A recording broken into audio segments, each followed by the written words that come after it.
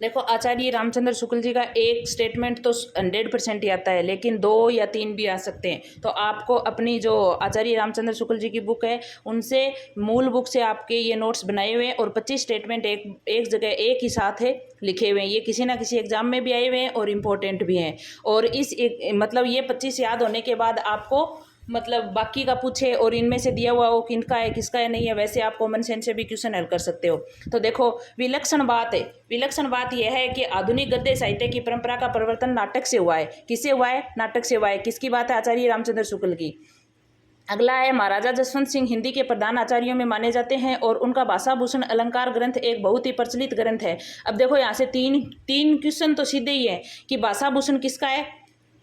जसवंत सिंह का। और एक बार क्वेश्चन आया हुआ, भाषा भूषण किससे संबंधित है? रस से संबंधित, छंद से संबंधित या अलंकार से संबंधित? तो किससे संबंधित है? अलंकार से संबंधित है। ये पूरी लाइन देके पूछ ली कि किसका स्टेटमेंट है? शुक्ल जी का। तो ऐसे 3-3, 4-4 क्वेश्चन एक जगह ही आपको मिल रहे हैं। इसलिए जो अपने ये शॉर्ट नोट्स हैं, इससे आपको बहुत ज़्यादा बेनिफिट होगा अगर ये अच्छे से याद कर लिए तो आपने। और इनकी PDF चाहिए तो आप मेरे को बता देना। आगे देखो, 3 नंबर, अपभ्रंश के जो नमूने हमें पद्यों में मिलते हैं, उस काव्य भाषा के जो पुरानेपन के कारण बोलने की भाषा से कुछ अलग बहुत दिनों तक आदिकाल से अंत उसके पीछे तक पोथियों में चलती रही थी। आदिकाल से अंत तक किसमें चलती रही थी? वो पोथियों में चलती रही थी। और अपभ्रंश को आचार्य शुक्ल जी ने क्या कहा था? प्राकृताभास कहा था। और फिर अगला है, वज्रयान में आकर मासुखवाद का प्रवर्तन हुआ। कौन से मासुखवाद का प्रवर्तन किसमें हुआ? वज्रयान में आकर। कैसे भी क्वेश्चन पूछ सकता है, तो आपको अच्छे से इसको याद करना है सबको। सिद्धों का साहित्य शुद्ध साहित्य के अंतर्गत नहीं आता। आचार्य रामचंद्र शुक्ल जी ने सिद्ध साहित्य की विशेषता में बताया कि जो सिद्धों का साहित्य है ना, वो शुद्ध साहित्य के अंतर्गत नहीं आता है। तात्विक दृष्टि से न तो हम इन्हें कबीर को, इन्हें किसके लिए कहा गया है? कबीर के लिए। कबीर को पूरे अद्वैतवादी कह सकते हैं, न एकेश्वरवादी। अब देखो, जून में क्वेश्चन था आपने कि त्रिवेणी, शुक्ल जी की त्रिवेणी में कौन शामिल नहीं है? तो मतलब 3 ऑप्शन थे, उसमें कबीर नाम था, एक में नहीं था। तो आपका सीधा सा ही ये क्वेश्चन है हो जाता अगर ये स्टेटमेंट याद होता तो। कैसे? देखो, कबीर के बारे में नेगेटिव बात बोल रहा है, तो आचार्य रामचंद्र शुक्ल जी ने कबीर को ज़्यादा पसंद नहीं करते थे वो। तो अगर ऐसी मतलब स्टेटमेंट आपकी याद रहेंगे तो बाकी के क्वेश्चन भी आप कॉमन सेंस से कर सकते हो। आगे देखो, पंचविडाल। पंचविडाल क्या होता है? बौद्ध जो शास्त्र होते हैं ना, उनके 5 प्रतिबंध हैं और उन प्रतिबंधों को पंचविडाल कहा जाता है। और पंचविडाल के बारे में चर्चा किसने की है? शुक्ल जी ने। एक बार क्वेश्चन आया, शुक्ल जी के पंचविडाल में क्या शामिल नहीं है? तो 3 इसमें से एक अलग था। तो कौन है पंचविडाल में? आलस्य है, हिस्सा है, चिकित्सा है, काम है, मोह है। ये पंचविडाल में शामिल है। अगला देखो, अपभ्रंश और प्राकृताभास हिंदी के पदों का सबसे पुराना पता तांत्रिक और योगमार्गी बौद्धों की सांप्रदायिक रचनाओं के भीतर विक्रमी संवत 7वीं शताब्दी के अंतिम चरण में है। मतलब ये एक स्टेटमेंट आया हुआ है, तो ये याद करना है। और ऐसे भी आ सकता है आगे क्वेश्चन की कौन सी शताब्दी के अंतिम चरण में है? तो कौन सी के है? 7वीं शताब्दी के अंतिम चरण में अपभ्रंश और प्राकृताभास हिंदी के पदों का जो था ना, वो 7वीं शताब्दी के अंतिम चरण तक है। अब देखो, आदिकाल के प्रारंभिक 4 प्रकरण है। अब देखो, इनका एक बार क्वेश्चन आया हुआ है कि इनको क्रम से लगाइए। पहले देश भाषा दे रखा था, फिर अपभ्रंश ऐसे करके दे रखा था। तो इसका 4 प्रकरण कौन से हैं? सामान्य परिचय पहले, फिर अपभ्रंश, फिर फुटकल रचना, फिर देश भाषा के काव्य आए। तो इस हिसाब से लगाना है आपको। 4 प्रकरण कौन कौन से हैं? 3 ये दे देगा, एक और पूछ लेगा। तो क्वेश्चन कैसे भी बने, आपको जो करवा रही हूँ ये अच्छे से याद होने चाहिए। फिर देखो आगे, सिद्धों और नाथ मार्गी योगियों के चिंतन का विवेचन करते हुए शुक्ल जी कहते हैं कि उनकी रचनाओं का जीवन की स्वाभाविक सारणियों, अनुभूतियों और दशाओं से कोई संबंध नहीं था। आगे देखो, देश प्रेम है क्या? प्रेम ही तो है। इस प्रेम का आलंबन क्या है? सारा देश अर्थात मनुष्य, पशु, पक्षी, नदी, नाले, वन रहित सारी भूमि। ये शुक्ल जी ने कहा है। अब देखो अगला क्वेश्चन, मतलब अगला स्टेटमेंट, इसमें भक्ति धर्म की रसात्मक अनुभूति है, करुणा सेतु का सौदा नहीं है। ये देश भाषा वाला ये एक बार और सेट के एग्जाम में आया हुआ था, नेट में तो आए हुए ही है सेट में। आगे देखो, कबीर, न तो कबीर अद्वैतवादी थे, न एकेश्वरवादी थे, वही बात है।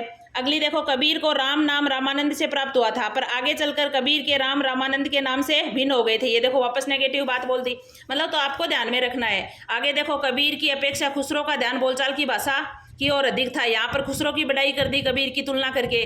तो मतलब आचार्य शुक्ल जी ने कबीर के बारे में नेगेटिव ही सोचा है, ज़्यादा पसंद वो नहीं करते थे। तो देखो, इन स्टेटमेंट से ही आपके मतलब अदर के क्वेश्चन भी सोल्व हो सकते हैं अगर अच्छे से ये याद है तो। किसी भाषा का साहित्य में व्यवहार न होना, इस बात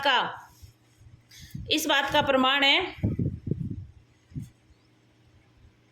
इस साहित्य में व्यवहार न होना इस बात का प्रमाण नहीं है कि उस भाषा का अस्तित्व ही नहीं है। ये आचार्य रामचंद्र शुक्ल जी का हिंदी साहित्य का इतिहास ग्रंथ है ना 1929 में, उसमें ये बातें कही हुई है। विरोधों का सामंजस्य कर्म क्षेत्र का सौंदर्य है। किसका सौंदर्य है? कर्म क्षेत्र का सौंदर्य है। जायसी के काव्य में मानसिक पक्ष प्रधान था, शारीरिक गौण। ये देखो ये वेरी इंपॉर्टेंट हो जाता है, क्योंकि जायसी का जो पद्मावत महाकाव्य का नागमती वियोगखंड है ना, वो अपने नेट के सिलेबस में है। तो इसलिए इसका कौन सा पक्ष प्रधान है और कौन सा गौण है? तो मानसिक पक्ष तो प्रधान है, शारीरिक पक्ष इसमें गौण है। न तो सूर का अवधि पर अधिकार था न जायसी का ब्रज पर है।